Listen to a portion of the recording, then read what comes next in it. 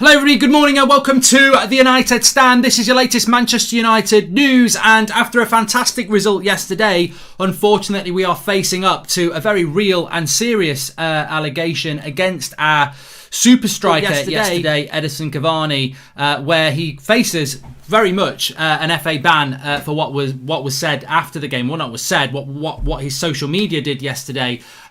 First of all, can I just say thanks to the Flick app, who obviously sponsor our morning shows.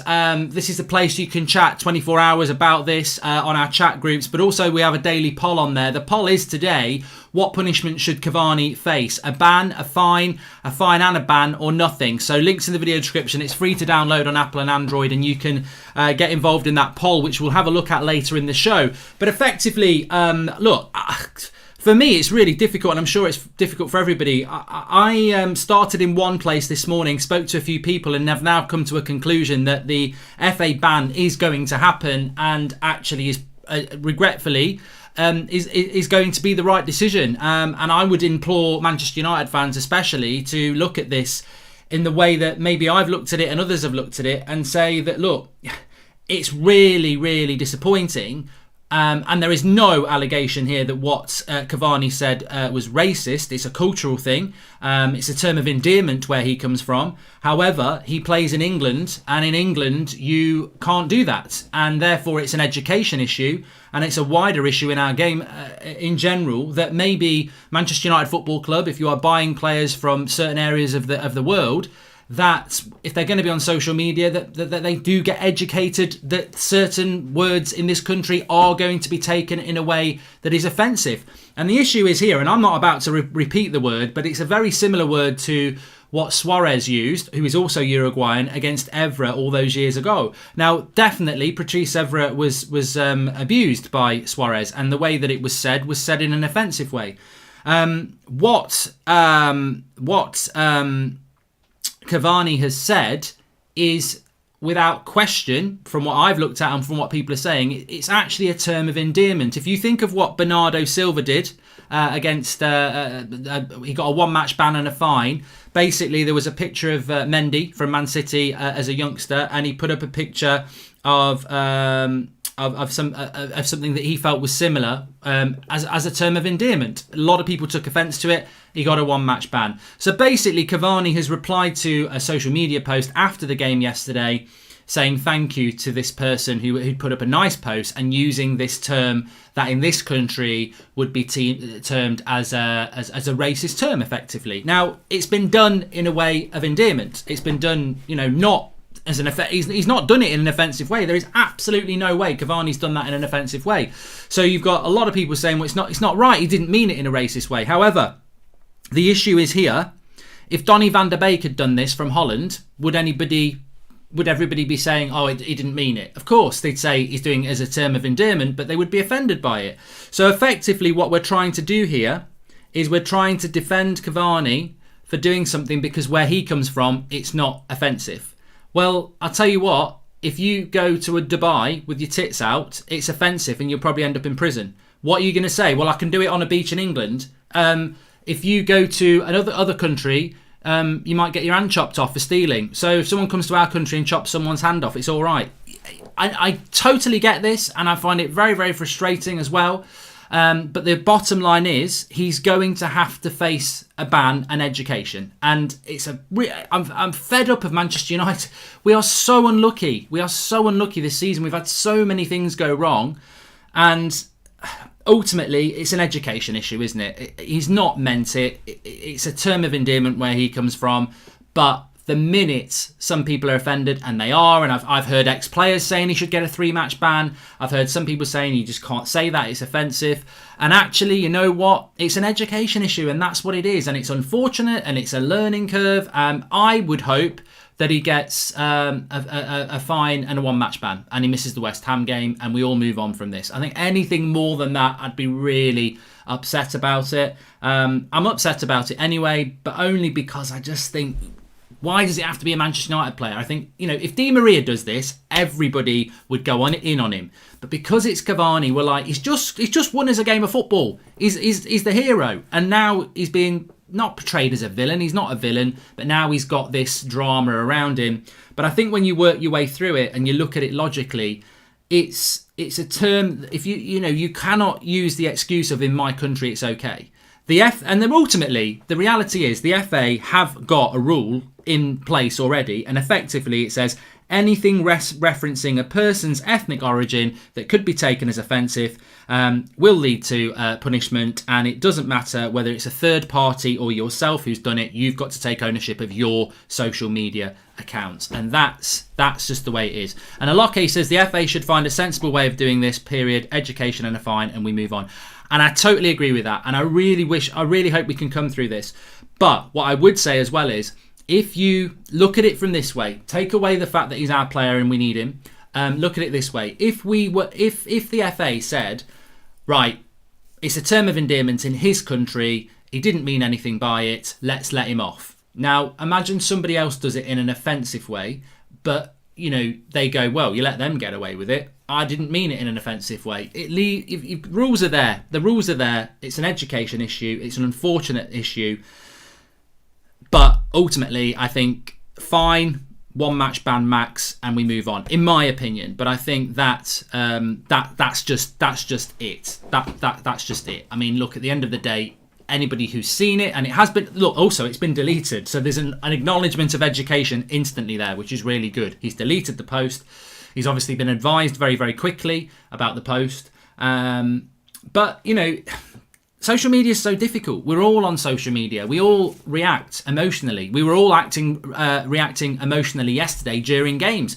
Probably some people were blaming people for goals, some people for bad performances. That's what happens. You want that rawness, you want that honesty in social media, and when players do it, it's absolutely fantastic. I mean, Pete says the guy he was talking to was white. The comment did not reference his ethnic origin. This is utterly insane. Pete, I disagree. I disagree with you. I disagree with you based on the people I've spoken to this morning. Based on, I always think if Di Maria said it, if Van der Beek said it, you cannot. It's ultimately it's an education issue. You cannot you cannot go to a country and use a term that's offensive and then say, well, in my country it's not offensive. That he's paid to play in this country, and I think that's where the issue is here. And ultimately, I agree with Pete. Am I offended by it? No, I'm not. Should he be banned? In my world, no, he shouldn't, because to me, I just think, well, it is a term of endearment, and he didn't mean anything by it. But that's me. I live in a democratic society where people I know have said, I am offended like that. I'm a black person. I'm offended by that term. He can't say that. He needs to be educated on that. He should get a 5-match ban. He should get a 3-match ban. He should get a 1-match ban. I was speaking to Flex this morning, and I'm sure Flex will talk about it on this show at some point. And he was saying, look, at the end of the day, there's no racial connotations there. He's not racist at all, but the term he uses is an unacceptable term in our country, and therefore it's an education issue, and you deal with it from there. So we've just got to act grown up about this. The reality is, in this country, that term isn't acceptable, and he's a new player in this country, and ultimately he's fallen foul of something in a totally unracist way, and it will get dealt with by the FA. And I'd be very surprised if he doesn't get a ban, because ultimately some people are offended by it, and some people in this country have already said on radio stations and everything like that, education issue, whatever, it's a ban, and that's what I think will happen. I would hope that it's just the West Ham game from a footballing point of view. If he misses the West Ham game, I think we can hopefully get through that, and then he's back for the Manchester derby. If it was a 3-match ban, I mean, I think that would be ridiculous. The context of how he said it is different, however. The way football is now, with the taking of a knee every game, it's understanding. The FA are pissed, says Hemel. And I think also as well, the year that we've had in football, you're very much right. Footballers are taking the knee before every single game. A term that is offensive in this country is used by a footballer, and we go, it's all right, he didn't mean it. It's okay. The country that he's from, it's fine to do that. You know what's going to happen. I think we need to be grown up about it. We need to accept it, whether you agree with it or not. I think education is the key, and we move on, and hopefully it's just a 1-match ban. I get the frustration. I'm frustrated by it. I'm frustrated by it for many different reasons. I'm frustrated by it that it was even done. I'm frustrated by it that he won us the game yesterday, and today we're talking about him being banned. It just seems to be the story of Manchester United season. I'm sure Ole Gunnar Solskjaer is very frustrated by it. But the way I've sort of dealt with the frustration personally, and if it helps you lot, then great, is I've just looked at it in a very... tried to take away that Manchester United, tried to take away the brilliance of the performance yesterday, tried to imagine if it wasn't Edison Cavani doing it, if it was a Di Maria doing it or an Alexis Sanchez, players that I don't really like that much. If they'd said it, would I be defending them? Would I look at it in a more, landscape view? And then I've looked at it and gone, you know what? It is acceptable in his country to use that term. Are we in Uruguay? Is he playing in Uruguay? No, he's playing in England, in the Premier League, where that term is not acceptable. And also, as I said, if you go on holiday to Dubai and you get your bikini on, you're going to get arrested. If in your country it's okay to chop someone's hand off for stealing, and you come and chop someone's hand off here, you're going to get arrested and go to prison. They're different rules in different countries. In his country, it's fine. In this country, it's not. Therefore, it's an education issue. You educate, you maybe give him a match ban, but you educate, just like Bernardo Silva did, maybe give him a fine, and you move on. And I think Manchester United Football Club and the FA themselves have a responsibility here. Maybe things are in place already, but I would be like, you know what? Suarez and Evra happened 10 years ago. Like, we're all about Black Lives Matter. We're all about diversity in football, women's football, homophobia, everything. We're all about that. Is there things in place at individual clubs and Premier League clubs and the FA in general that when players come in from other cultures and other countries, are they getting educated about the culture in our world, in our country? Because we haven't got a massive dictionary of words that are going to be offensive, but these footballers get paid hundreds of thousands of pounds a week. Surely it's not just about put your boots on and kick a ball about. Social media is a massive part. Interviews are a massive part.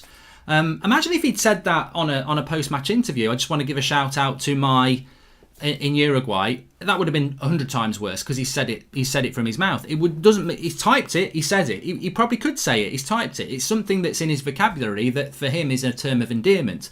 But in this country, there has to be an education there. So I think Cavani, in many ways, is a victim of this because he's a victim of his and a victim, sounds wrong, I suppose, in many ways, but he's a victim of his upbringing and his culture and his country, because there he can say that and it's fine. But here he's going to get banned potentially. He's going to get a fine for saying something that in his country actually is fine. So we need to have an education system. I almost always agree with you, but not on this one. You simply do not punish people who did nothing worthy of punishment. Look at Johnny Depp 2020, says Andres M. Andres, I don't care if you agree with me on it. I'm not actually here to say you've got to agree with me. What I'm saying is, when I woke up this morning, I didn't agree with it. But I've spoken to a lot of people and I've looked at it, and I just feel that it doesn't really matter what I think, and it doesn't really matter what Andreas think. If some people are offended by it, the line's already crossed. That's how it works. Most of the laws in our land, especially when it comes to harassment and things like that, it's not what your intention is actually. It's what other people perceive it to be. So whether Andreas thinks it's right or not, whether I think it's right or not, it doesn't matter. There are people out there that have been offended by it, and therefore there's a problem.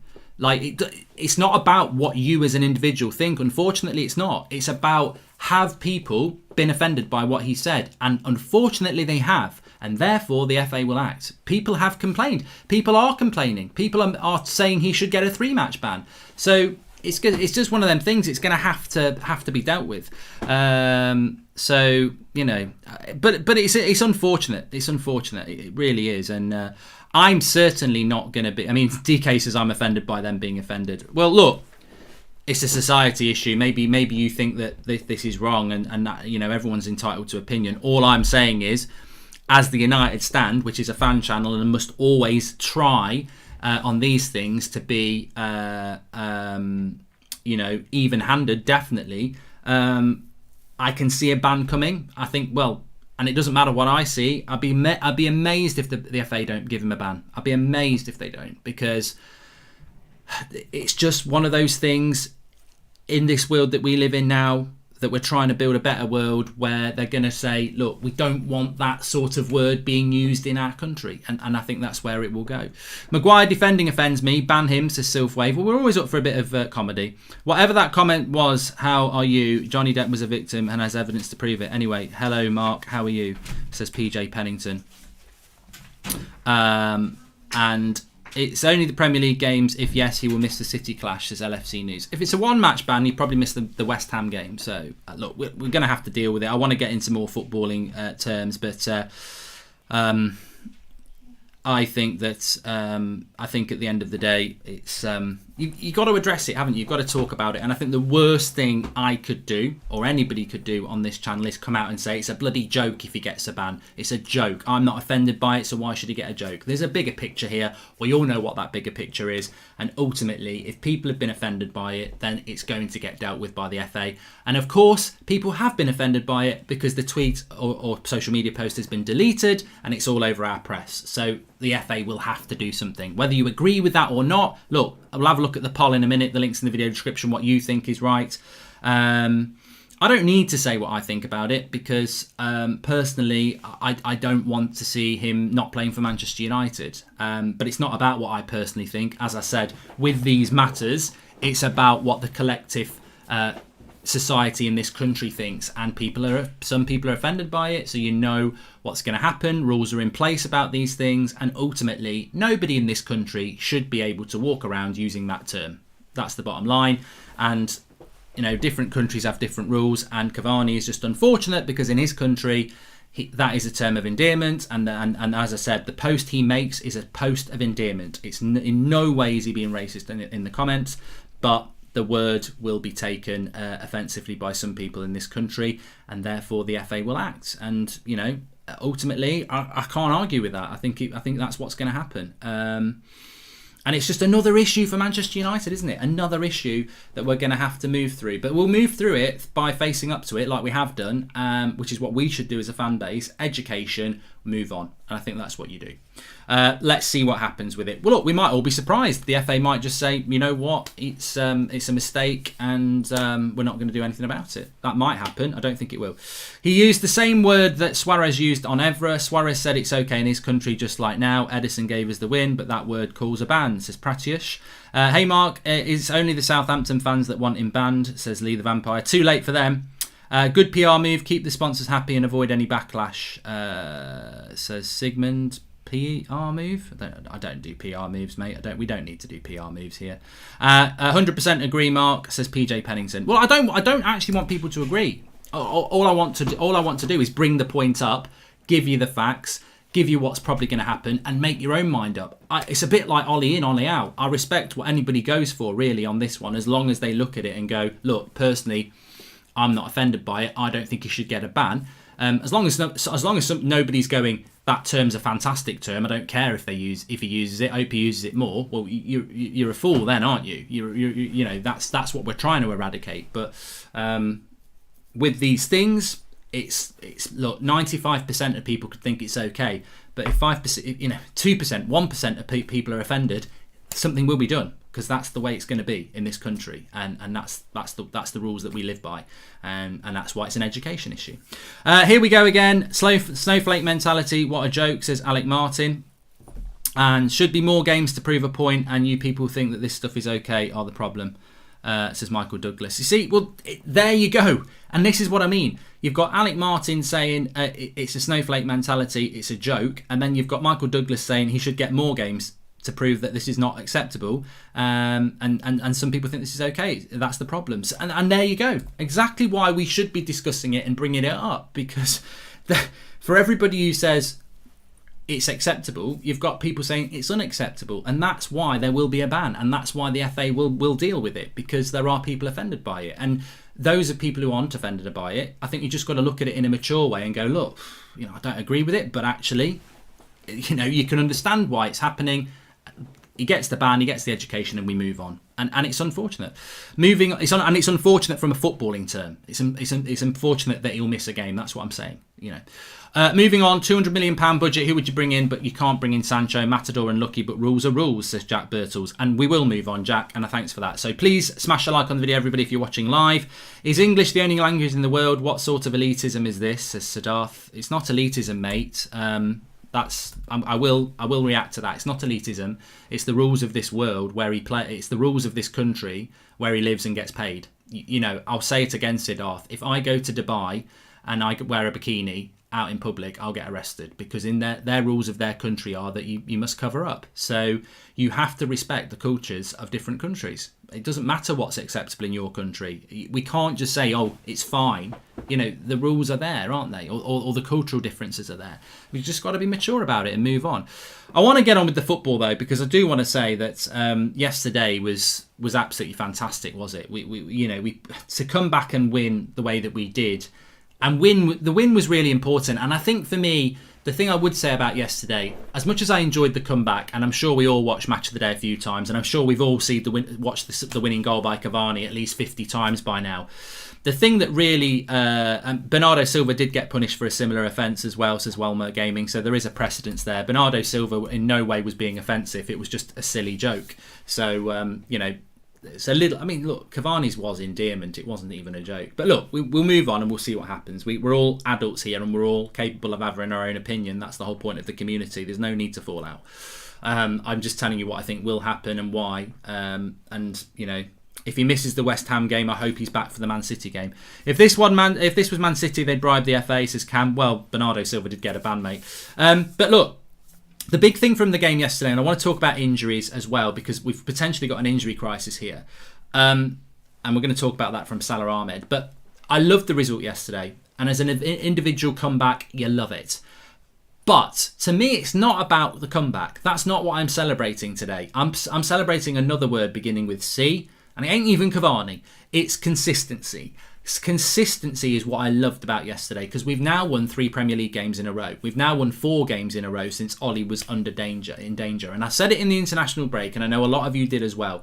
It's so important that we are consistent now. And even with like 5 minutes to go at 2-2, I was like, God, it's so frustrating. We've played well enough to win this game. It's going to be a draw. So we've won 2 and drawn 1, and we're back in that cycle again, aren't we? It was so important to win, and the comeback was fantastic, but to actually win the game was so important. And that's what I'm really excited about this morning, is the fact that we won, and we're now consistently winning. And if we won our game in hand, we'd only be 2 points off the top. So it's a positive time. Look, Arsenal lost again yesterday. Chelsea and Spurs drew. Liverpool drew. We've really taken advantage of that weekend, and it's fantastic. So I'm really pleased with that. And look, let's hope that we can keep building on that. West Ham next weekend becomes a massive game now, that we've got to find a way to win that one as well. And hopefully we'll learn that, you can't be 2-0 down in games. You've got to take your chances. You've got to defend better. But it's always best to have a result where, if we'd drawn or lost that, people would have quite rightly gone mad at the mistakes and the misses we made. But we can now look at it from a position of strength where we took the 3 points, but also analyse the areas where we made mistakes. I loved it. This. I want to talk about what Salah Ahmed said as well, but I've got to say this. Ralph Hasenhüttl, the Southampton manager, spoke after the game, and he basically said that you can see how far we've come because they're celebrating like they've won the league in the dressing room. And look, part of me thought, it's a bit embarrassing that we're celebrating like we've won in the dressing room, but where does that arrogance come from? It's not like Liverpool used to do a few years ago, where they'd go and clap the clock when they got a draw, clap the cop when they got and the Klopp when they got a draw against West Brom or something like that.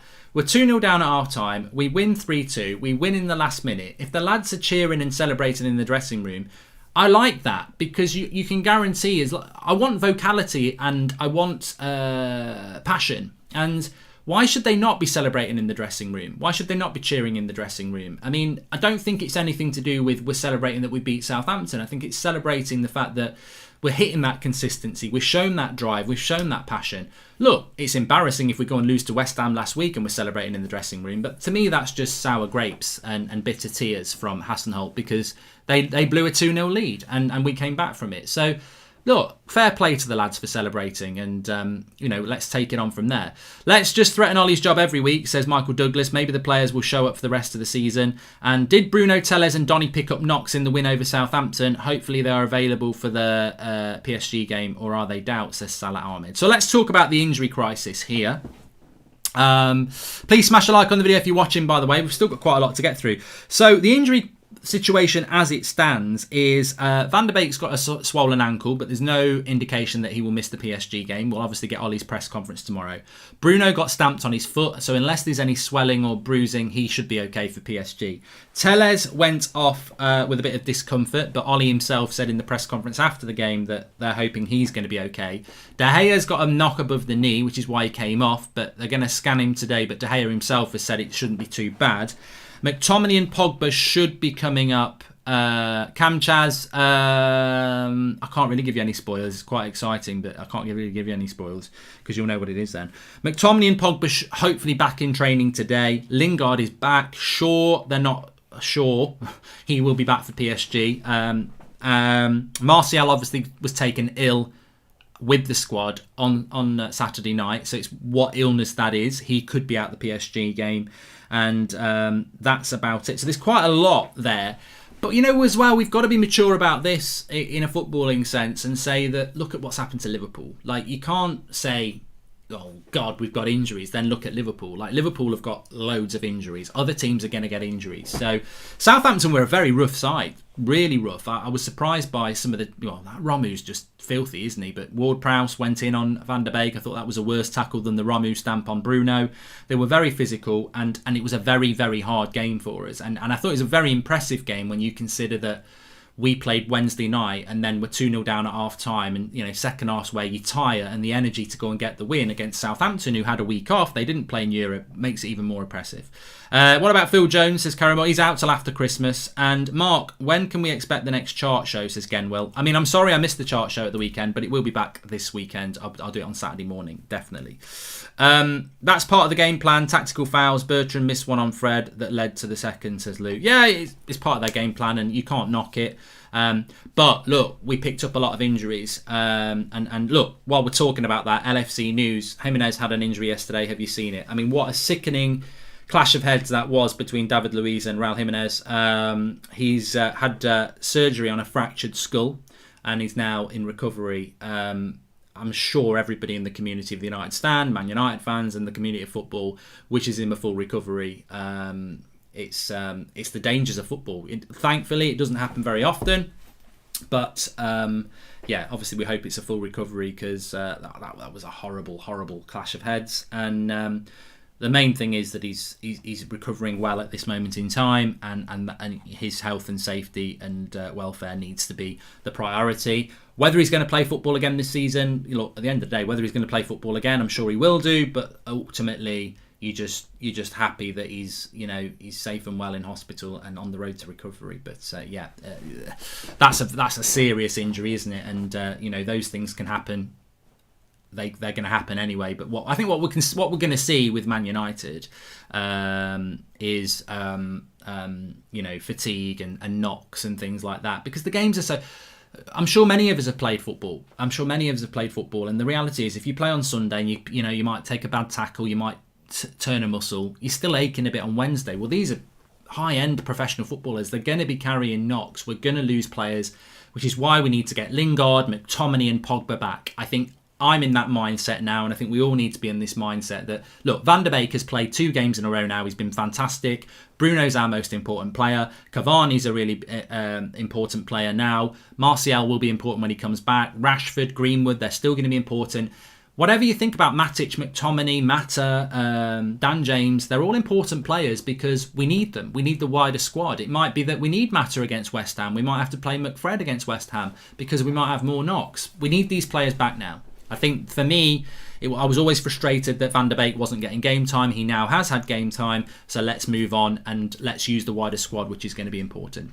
Alfred says, how you hated on the Cavani transfer, I don't understand. Alfred, look, I know the clip you're talking about. I'll own it. I said that when Van Dijk signed for Liverpool, he was just a Dutch Chris Smalling. And I said when we bought Cavani, I'd rather get Josh King. I know what I said. I know I look an absolute idiot for it now. This is why I love football. I think we all have an opinion, and sometimes those opinions are terrible. I mean, look at some of the stuff yesterday. Some of the stuff Roy Keane said.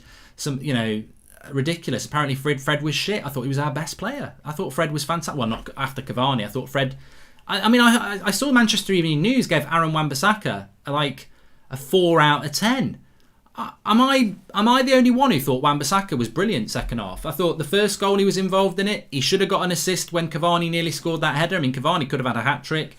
I thought Wan-Bissaka in the second half played really well. So I think we've got to be very careful about agenda. I've always said, if a player does well, I'm going to be right at the front of the queue to say, look, I was wrong.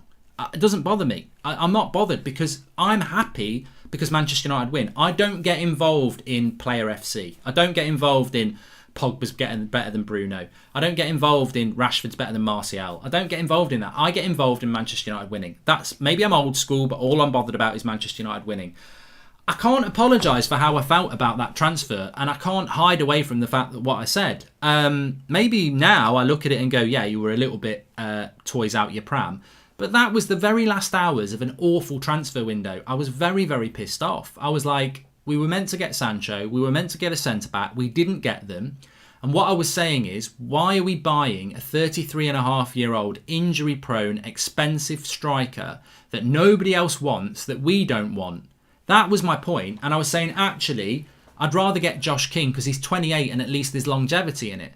It was petulant and it was ultimately looks very, very stupid now. But I know why I said it. I said it because I was very pissed off with that transfer window.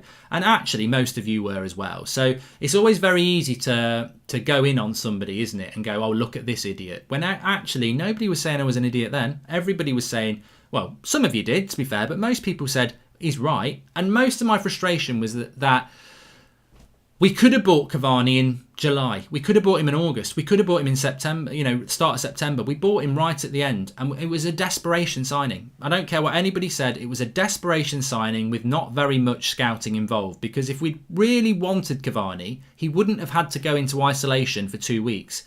We would have had him in weeks before. So whatever you think about Cavani, I think, fantastic player, doing really, really well. That was a desperation signing, and I don't care what anybody says, it was, because the facts are there. We weren't looking at buying him until the very last weekend of the transfer window. Maybe we should have been, maybe we should have been looking at him as a more priority. But the reality is, I don't care if I'm wrong. I hope Harry Maguire goes and scores 20 goals and I'll be wrong on him. I hope Phil Jones comes back in and solves our CDM problems. I hope Scott McTominay becomes the best midfielder in the world. I hope Dan James becomes the next Ryan Giggs. I don't care. There'll be clips of me saying I don't think he's very good, but ultimately, if Manchester United win, I win, and that's all that matters. So, look, I'm not going to hide about that. It's fine. We did the same thing with Ibrahimovic, and it turned out great, says Michael Douglas. Yeah, but Ibrahimovic wasn't Ibrahimovic, not Abramovich. We didn't buy Abramovich. Imagine bloody Roman Abramovich playing up front. Ibrahimovic, we didn't do the same with Ibrahimovic. Ibrahimovic was a player that we bought in June that we wanted. That came in and went on the pre-season tour. Cavani came in on the very last minute and had to go into isolation and couldn't play games. It was a desperation signing. But we did the same with Igalo. Has that worked out? FA is cruel to international players than English players, says Darshan. And Cavani would be more pumped and confident to play against PSG and smack them for disrespect he got there from rolling on the floor moaning. Neymar, says Shaunak. And been away for ages, haven't caught up with the United stand. Has Harry Maguire deserved the armband yet, in your opinion, says Salah Ahmed? Mate, you know what? I was quite disappointed, actually. I love our player ratings. If anybody watches the watch along, basically on the website we have a player ratings page in the last 20 minutes. You lot vote for your player ratings out of 10, 6 being average. And then when I do my match reaction, I give my player ratings. And when I do it, it clicks up your aggregated score. And we're always normally quite close. I saw like Harry Maguire got like 6 and 7s yesterday, and I was like, hold on a minute, you're giving Wan-Bissaka 4 and 5s, but you're giving Harry Maguire 6 and 7s. I thought Harry Maguire had an average game yesterday, but what I did see yesterday that really resonated with me, Thiago Silva is Chelsea's captain, and he's only been there 5 minutes. Bruno Fernandes should be our captain. Why are we not giving him the armband? He is the leader. It is the most obvious thing in the world that on that pitch, Harry Maguire is wearing the armband, but the real captain is Bruno Fernandes. On top of that, not only, and I'm not talking about him scoring goals, watch Man United play, and especially with no fans in the ground, you can actually hear a lot of it. Bruno Fernandes is running that team. He's literally running that team. Like vocally, shouting, everything, pushing forward, telling people what to do. He is the captain on the pitch. He also is delivering on the pitch with goals and assists. I mean, again, I don't think Bruno played that well yesterday. Most of you gave him an 8. I gave him a 7. I don't think he had a great game yesterday, but he contributed again. And you can see why people gave him an 8. Thiago Silva is Chelsea's captain. Just give Bruno the captaincy. You know why we're not giving Bruno the captaincy? Because we don't want to upset Harry Maguire and we don't want to... But being ruthless is what makes teams great. Just give him the bloody captaincy. All you're doing is just not upsetting Harry Maguire. And it might set Harry Maguire free. It might be a motivator for Harry Maguire. Who knows? But I just think Bruno should be captain. I know, again, it's a controversial point, but I just saw yesterday Chelsea, Thiago Silva, captain. They bought a player in who's a leader, and Lampard and co have just gone, you know what? He's the best leader at the club. Give him the captain's armband. There's players at that club who've been there a lot longer. Kante's been there for years. Kovacic has been there a couple of years. They're inspirational players. They could have given it to loads of people, but they've given it to Thiago Silva. So I would give it to Bruno. But there you go. That's what I wanted to talk about. That consistency over bounce back. There was a funny comment yesterday. I must just clarify. Right at the start of Ole Gunnar Solskjaer's press conference yesterday, he got a question from Simon. And he basically said, "You don't look happy, Simon." And a few people jumped on this like it was, oh, Ollie's going in on a journalist who's obviously, maybe that journalist wanted him to get the sack. So it wasn't Simon Stone, it was Simon Peach. Simon Peach is a really good journalist, but Simon Peach is a Manchester United correspondent, but he's a Southampton fan. So therefore, Ollie was basically saying, you don't look happy, Simon, because he knows Simon Peach is a Southampton fan. So that's what he was saying there. Nothing in that. We've done the injuries,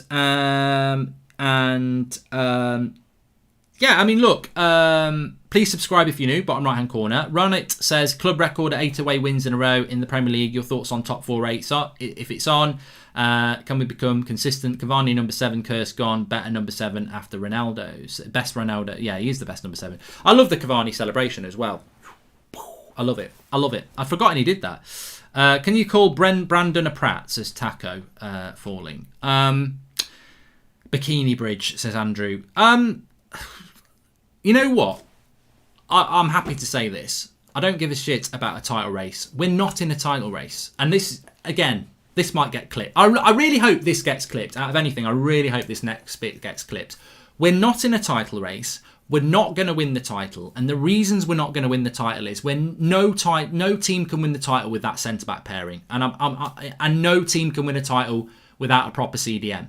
And we haven't got those 3 things at the moment. We haven't got a proper centre-back pairing and we haven't got a proper CDM.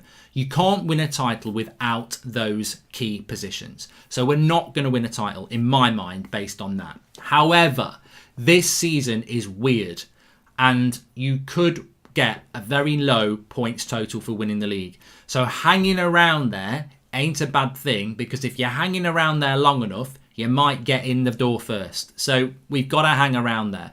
But to me, the exciting thing for me about if we win our game in hand with 2 points off the title race, off the title, is that 1, yeah, you just want to hang around, but 2, it's not even about top. It's about 4th place. I think that when you look at the top, Spurs are top of the league at the moment. Liverpool are 2nd, Chelsea, and I can't remember who's 4th. But they're all near the 4th place at the moment is nearly first place. I think Spurs are our challenge for 4th.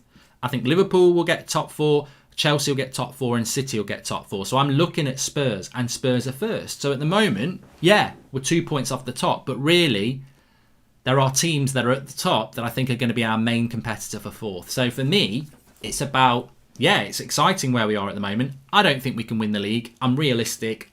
I can't see us winning the league. Even yesterday, there's a couple of times again where the pace of those centre-backs are a real issue. But we've got it. What's exciting is where we are in the league, because we've got to be in that race for 4th. And you look at what Arsenal are doing, and like Arsenal are saying, we're only 3 points behind you. Yeah, we've got a game in hand, lads.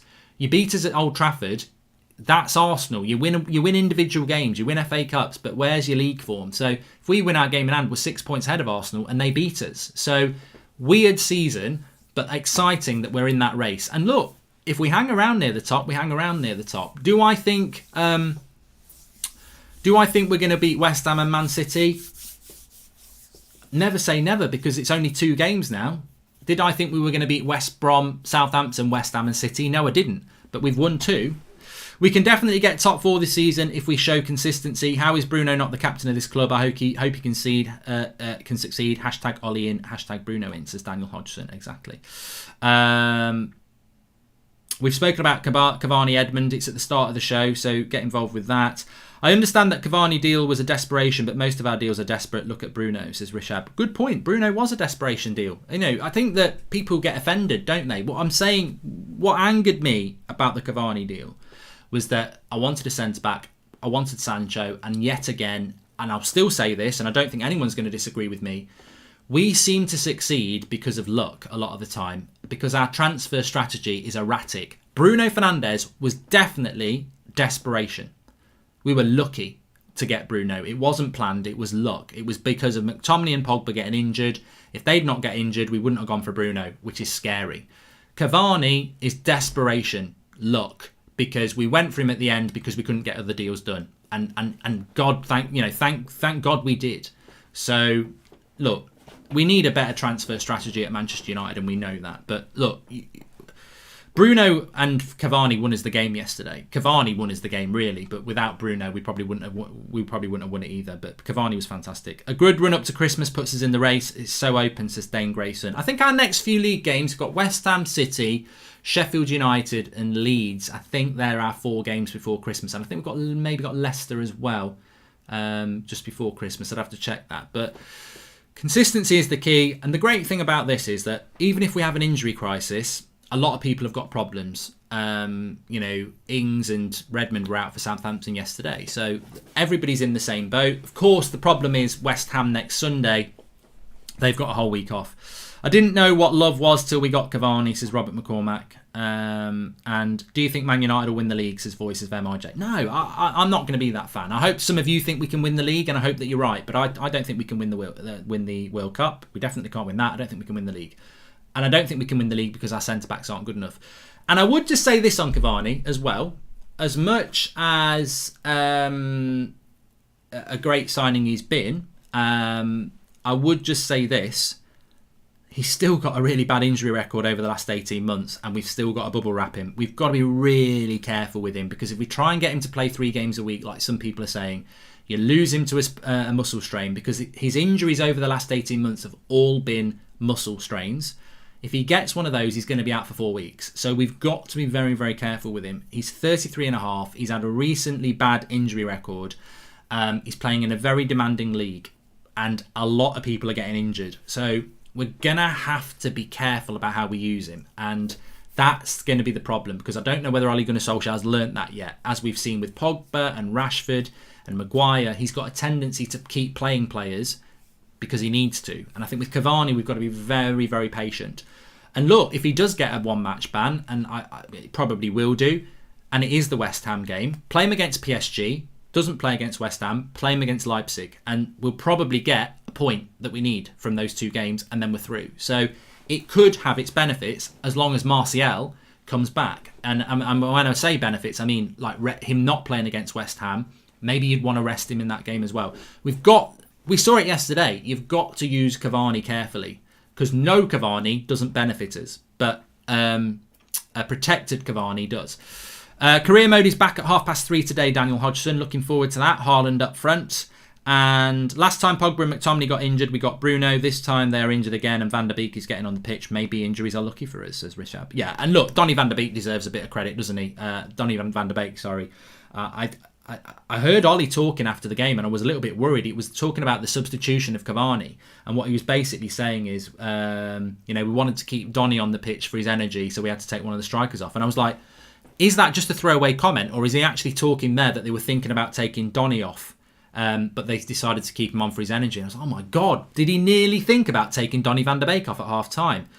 And it got me thinking, are we over the Donny Van der Beek controversy yet? We should be. He should be starting. For me, Van der Beek, Fred and Bruno have to start every game at the moment. Fred was brilliant second half. Van der Beek and Bruno, I thought they were good yesterday as well. Those 3 have got to be on the team sheet every game. Are we over this Donny van der Beek being on the bench thing, or do you think Ollie's going to put him back there? I'm still not convinced that he won't put him back on the bench. So that's one to watch in the future. But for me, he's got to play those three players. I think Fred was brilliant yesterday, especially second half. Van der Beek was very good, and Bruno was good as well. So those three have got to keep playing. And Cavani, I wouldn't play Cavani every game because I think he'll get injured. 3 games a week, he's going to get injured. But we've got to, half a game or whatever, start him against PSG. Maybe don't start him against West Ham. Start him against Leipzig. Maybe get him off the bench against Man City. You just got to be careful with him, with how we handle him. But thanks everyone for watching. Smash a like on the video. Exciting times. Subscribe if you are new. And look, on the Cavani thing, I know it's not great. I just think we need to be mature, bit of education, and move on. And let's own it. Let's own the fact that it's been done. Let's maturely talk about it, and let's accept that some people are offended by it, and let's educate our players so they don't do it again. And let's focus on the positives of the match yesterday. That's the way I think we should deal with it, and I hope you think that as well. I'll speak to you on the next one. Flick app, links in the video description. We have got a poll on what you think should happen to Cavani. So let me just have a look here before we go, because it's all about opinion. It's not just about me giving you information. So let's go back. Show what punishment should Cavani receive, and let me get the app up here.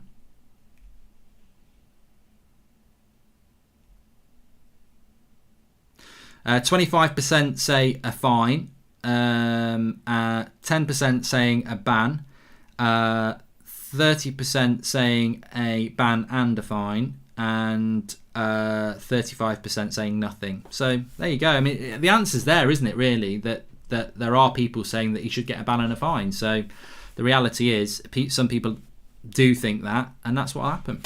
Anyway, thanks everyone for watching. Speak to you soon. 8 o'clock show tonight. We've got Kev, Beth and Ricky, because we couldn't do the Sunday show last night. So the Monday night show will be the Sunday night show. Looking forward to that. Have a good day, and I'll speak to you in a bit.